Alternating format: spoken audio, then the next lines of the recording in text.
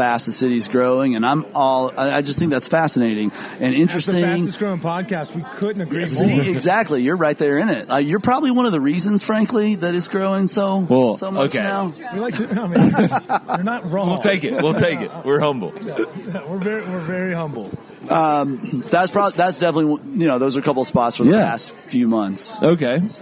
So you mentioned you live in Rhino, and you mentioned like this massive growth and that we are experiencing it. Like, are we going to see any drawbacks besides a little bit longer wait for a reservation? I mean, I had to wait for a crane to move for me to drive to Stanley this morning. Literally, I had to wait for some dudes to move a crane for me to drive. But what are they building out there? So I live in the Rock Drill building, Denver Rock Drill. Do you know that building? Yeah. And the city's building a greenway right across the street from that building. It's on 39th Street. It goes, I don't know, like a mile. I think it'll be beautiful once it's done. And, on 39th. That'll be a fun process. It's long and tedious. It doesn't bother me as much as it might bother some other people. I think, one, because I lived in New York City for a long time, and that city is evolving all the time. There's always something new and different. And so I sort of appreciate that.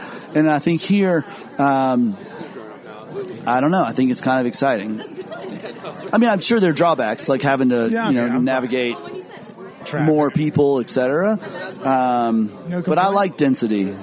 Yeah, I got a little accustomed to it. This did make me wonder. So you mentioned you were a teacher for a while there, and you've been grinded through, done the tough work. This is a question we've lost on the podcast. What's the shittiest job you've ever had? Oh, jeez.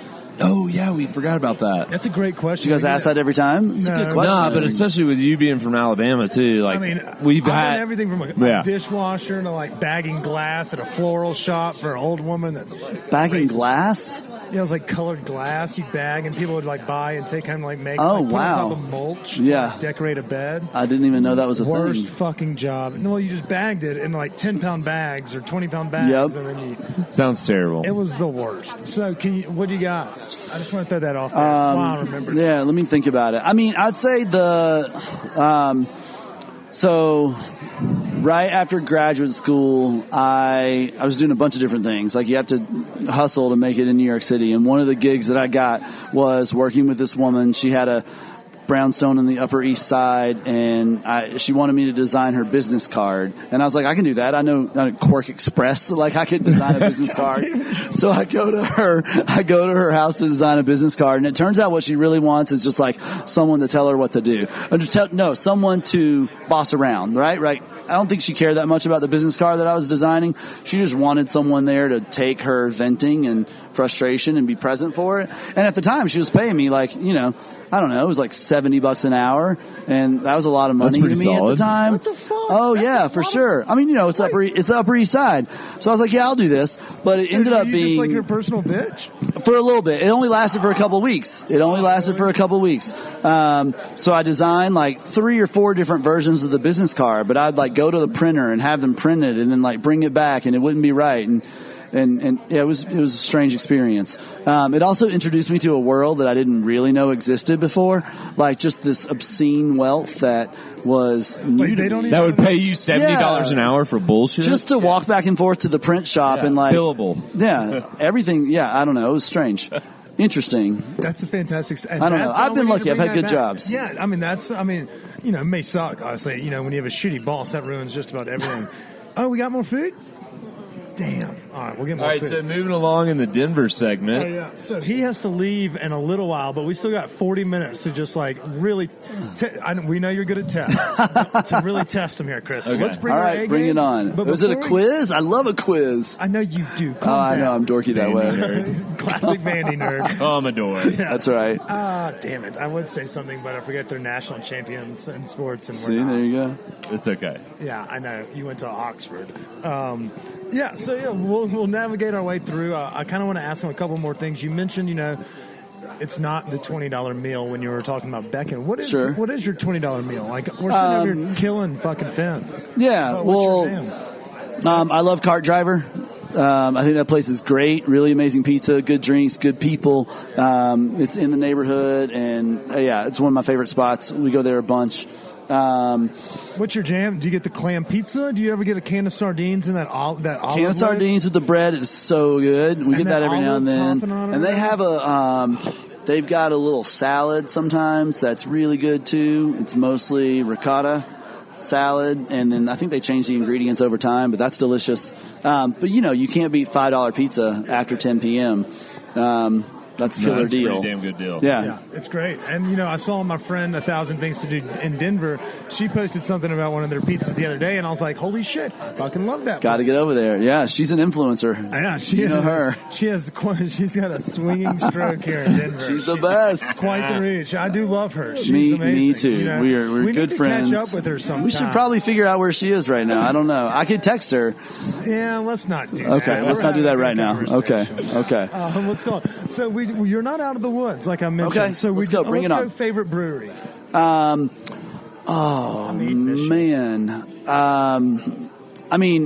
Ratio's great. They're right across the street from here. I like OMF right next door to them. Again, it sounds like I never leave this neighborhood. I really do get out and about. But I love those guys. Both those spots are really terrific. Have you guys been to Outer Range? Yeah. It's not in Denver, but in Frisco. Yeah. That place is so great. So good. Yeah, it's so good. You got to get up there. Oh, it's right. Did you see how sprightly he just popped up? It's an amazing place. Really, every time I've gone there, the beer's fucking great. The beer's terrific. They're cool people. Spot. Like, if you go to Breckenridge, it's a good spot to hit up before you leave to go home. Or if you're coming up from further up the mountains, it's a good spot to kind of jump off and grab a beer or two if you've hit traffic and then get back on. Just kick it for a little while. Yeah. It's a great little spot. Way back from Winter Wondergrass, segued off there, had 2 beers. Traffic being stuck there wasn't that bad. Yeah, it's a great spot. And so but the beer's good. I've seen him post pictures as well, like hiking. I think we've posted them from there also. So I may have to try it out. I don't usually venture too far. I mean, I'm going frosé here. It's actually, I think, a strawberry flavored. It's maybe, I don't know. My palate's fucking roasted. I'm gone on our way back from Aspen Food and Wine. We'll swing in there. Yeah, shout out to our friends, all of them. That's going to be fun. Yeah. Have you ever seen people make a mockery of the system? We're about to do it. There you go. It's Harry and Lloyd. That's what you got to do. Awesome. It's great. They put on an orange and blue tuxedos. It's great. You got to go to Infinite Monkey's party up there. We're going everywhere. You know Infinite Monkey, right? I do know. I know. They're across the street from here, too. Yeah, they throw a party in a mine during Aspen Food and Wine. It's amazing. Yeah, it's a great party. I saw Little Nell announce something yesterday. I was like, hey, we'll be there. And they're like, come on. I was like, are you serious? Nice. Yeah. You guys are high rollers. No, we're not. We're gonna take it till you make it, brother. Yeah. We're going to make sure that they know that we are not, in fact, that. But we will walk around with GoPros on our heads if they pay us. Yes, you will. Okay, so we figured out your favorite breweries. And then now, we're all big concert goers. Everybody is in Colorado, loves music. So what was you've been to Red Rocks, right? Of course, many times, yeah. Okay, what was your last best concert you've been to? The last best concert. Saying it like that is fucking weird. So I hear you. Concert you've seen at Red Rocks, or what's the last concert you've seen at Red Rocks? Yeah, exactly. That's what. Or just the last really great one you saw. There you go. Right? Yeah. At Red Rocks specifically? No, anywhere. Wherever. Okay. Do you guys know Years and Years? No. Like indie pop. We could have lied. And said yes, don't lie. No, they're like an indie pop band, British indie pop band. Saw them at Bluebird this past fall. Okay, it's a great show. I love that venue. Okay, it's so here's the thing. It's intimate and it's still exactly. Here's the thing. So I saw that. I love that band. They're a great band. I saw them in New York City in October. This past year at this venue, and there were probably 5,000 people there. And then less than a month later, I see them at the Bluebird. I don't know how many people are in the Bluebird. Maybe 1,000, maybe, yeah, exactly. So you're seeing this band. I was 5 feet away from them, and it was incredible. Yeah, you're right there in it. I love that about Denver's music scene. And we had the reverse, like in our college years, like North Mississippi All Stars was a big band that they play like funk, jam, rock and roll, southern rock. Out here they're huge, but back home, you can get a ticket for $7, $5, and then out here it's like, no, we're fighting over $75 tickets to see them at these venues. So it's kind of like, it's weird when you kind of get that reverse where you're like, they're not appreciated yet out here. I'm going to take advantage of this.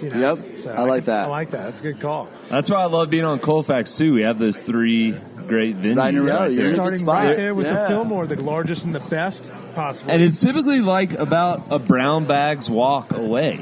Like you run down to Aladdin's liquor store. What are you getting if you're brown bagging for a walk on Colfax? What's your drink? If I'm if you're brown bagging it, can't say I do that a whole lot, but Milwaukee 40. I'd probably. That was high school, man. Come on. I was a Boone's Farm guy. Strawberry Hill. Come on. I'm with you, brother. The blue one. Oh, no. We like the pink one. Strawberry Hill. No, the blue one. That was it. Chris has got a flavor. Well, I don't know if we were talking. Were you talking strictly Boone's Farm, or are we going into MD 2020 like the orange Arbor tangerine? Mist? They were all the same. I just referred to them as colors. Like no, Boone's was the classiest, man. That's yeah. We were fancy when we drank that. I mix it with a little vodka, and it's a nice little mixer. Boone's Farm and Blunts. That's a new Alabama.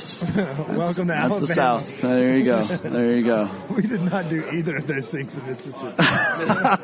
We did in Alabama. I don't know what y'all are up to. So what would you put in a 40 bag? Right now, I'd probably buy a bottle of wine and put it in a 40 bag. Yeah. Carlo Rossi on the way down. Yeah. I know the one with the finger jug. Maybe something a little bit different than that. Oh, the box with the rope on the top? Oh, there's some good. You got to blend in with the crowds. Where do you brown bagging? Now that he says red wine and thinking that actually could be feasible, he is right. Red wine is the pro move there. Well, we're across the street from the place that started that. Like, you get an Infinite Monkey red wine and rock it on down the street, and if you hold it the right way, it looks like a can of fancy soda. I feel like they're not going to really bust your balls in the neighborhood as long as you don't bother anybody. And so, like you mentioned, you frequent this area. I'd say this is kind of our main stomping grounds from here to about Broadway or whatever, sure. Los Chingones, High 26 right there. Yep. Yeah, High Tuna. So they really you can kind of do whatever you want on this block as long as you don't bother anybody else. You can bring your own booze up and down, smoke whatever you want up and down. It's kind of fair game over here in the Rhino neighborhood, and I dig it. Is it though? I've never seen a cop. I love you talking this way. I've never seen a cop out there busting balls ever. So and we walk down this block fairly often. So now I'm starting to think that I'm going to start walking around with a bottle of red wine until they tell me otherwise. Okay. All right. Just be like, oh wait, nobody's ever told us before. Rules don't apply here. It's kind of like New Orleans, in that tourist zone. New Orleans. Do you know you can do that at Stanley Marketplace? Not to make a plug. Oh, I like that plug. If you get a drink. We're all about casual plugs. No, listen, if you get a drink from, I think, 10 of our liquor licensed businesses, and you get it in a to-go cup, you can walk around the whole marketplace while you're drinking it.